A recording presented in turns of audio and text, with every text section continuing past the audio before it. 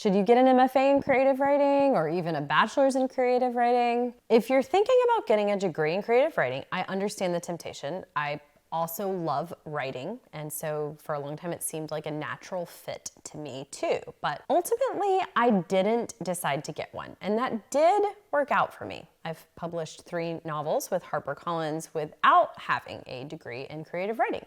So in this video, I'm going to debunk 3 myths about writing degrees, particularly an MFA. Let's go.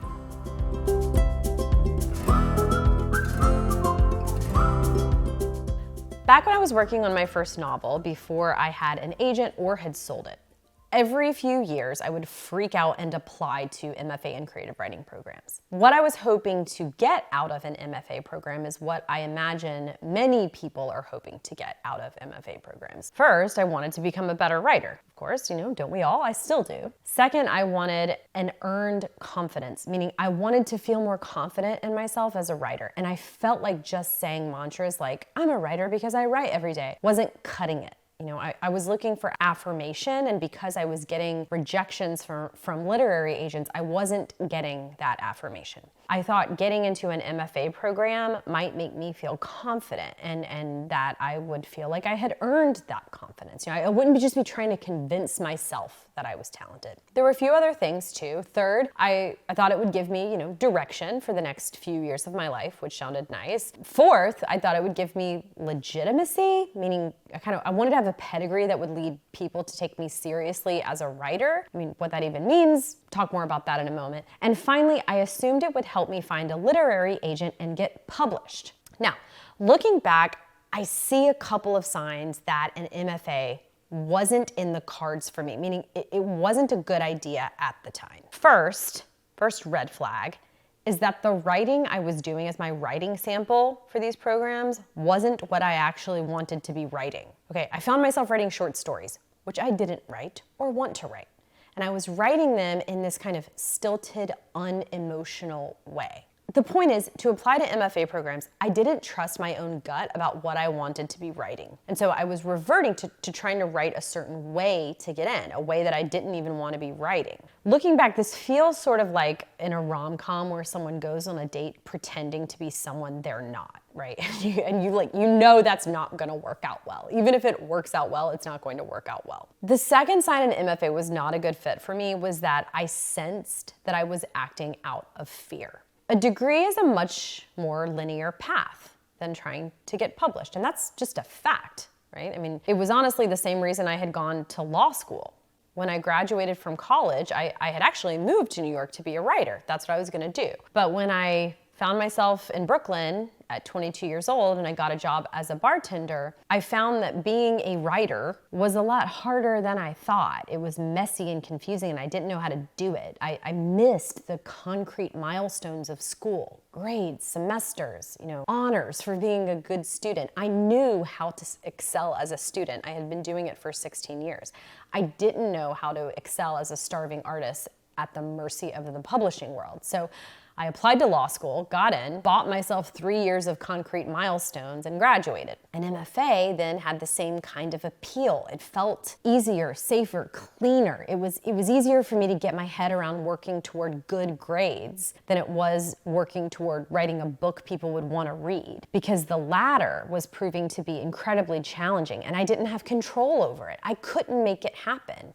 Whereas in the closed circuit of a classroom, I could usually find my way to an A or at least a B. In short, the path I was on of trying to be a published author was scary, unclear, uncertain, and there weren't markers telling me that I was doing a good job. An MFA seemed a lot less scary if I could just get in. It was almost like, well, if I couldn't write a good enough book to publish, at least I could get an MFA and that would somehow prove to people that I was kind of talented.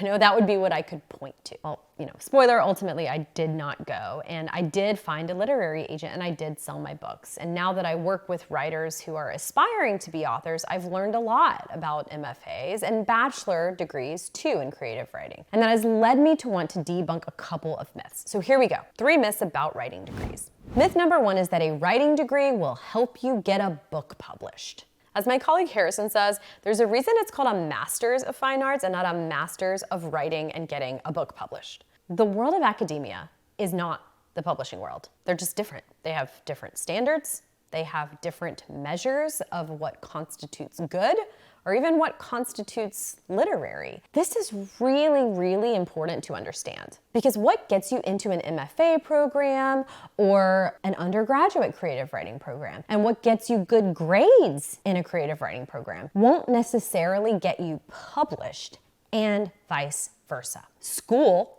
tends to be very literary. Publishing can be, but it's also quite commercial. Even literary fiction has to have a certain commercial element for a publisher to pick it up. They're almost apples and oranges. And so you have to ask yourself, honestly, what do you want? To excel in academia or to be published?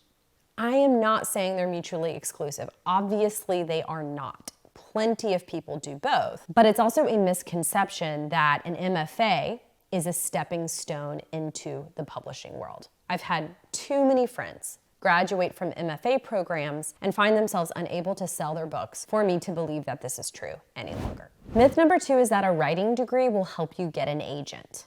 Honestly, if you write a good book, you're going to get a literary agent with or without a writing degree. Everyone I know has, including myself. And my friends who have writing degrees didn't get an agent faster than I did. In fact, I think probably on average, it took most of them a little longer. So that's just a myth I want to go ahead and bust as well. Before I get into my last myth about writing degrees, quick invitation. I have a free private group for writers working on books where once a month, I host a live event where I plan out the first third of a new novel from scratch. It's super fun. It's like improv meets novel writing. And you can join this event, 30,000 words in 30 minutes. Watch Mary plan the first third of a novel from scratch at the link below this video.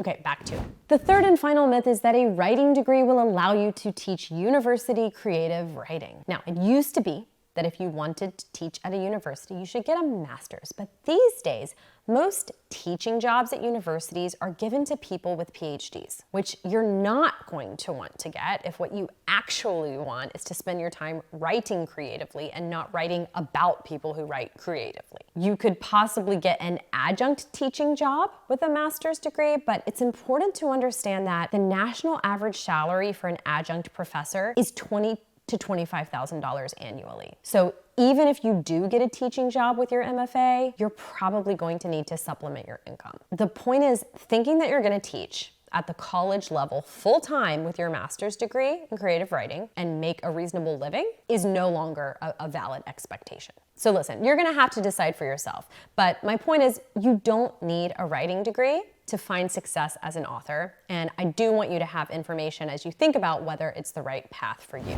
If you made it this far in the video, I'm guessing that maybe you're writing a book or want to write a book. And if so, I have something for you. A few years ago, I created the 4 notebooks method, which is my process for handwriting a novel across 4 notebooks. It's a strategy to map out your story structure in a way that doesn't lock you into an outline or suck all the fun and freedom out of the writing process. If you'd like to learn this method and get a free digital template for writing your novel in 4 notebooks, just go to the link below this video.